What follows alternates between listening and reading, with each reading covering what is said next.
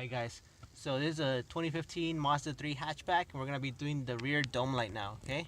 So we're going to be replacing the customer I had already installed here some eBay aftermarket LEDs, and this is how they look, okay? And we're going to be replacing that, alright? So we'll wait till the power goes out before we start working on it, and pretty much all you're going to do, there's a little indentation right here where you can actually put your screwdriver and it just pops out like that, very easy, okay? So that's the bulb we're going to be replacing.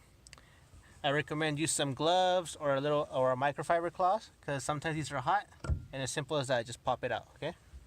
So the one in here is a 31mm, and the one we're going to be using is going to be also a 31mm, okay? This is the aftermarket eBay one, and this is the Lasfit LED, okay? This is a 31mm, okay? So just like the original, just simply pop it in. Normally these type of bulbs, the Festoons, are not they're not polarity specific, so you can put it in any way they should light up. So we'll test it out now, and there you go. It's a big difference compared to the original one, okay? So we'll put the diffuser back on. Just make sure there's actually 3 tabs. I don't know if you can actually see that right now, but there's 3 tabs on one side and 2 on the other, okay? Make sure the 3 ones are going backwards, not backwards, but towards the back of the car. Put that in there first, and then just push it in, just like that, okay? And then, there you go. Notice the big difference?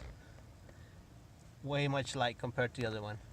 Alright, so with that, it completes the installation. If you have any questions, concerns, please let us know. We're more than happy to help you out, okay? Thank you. Beautiful morning, you're the sun of my morning bed.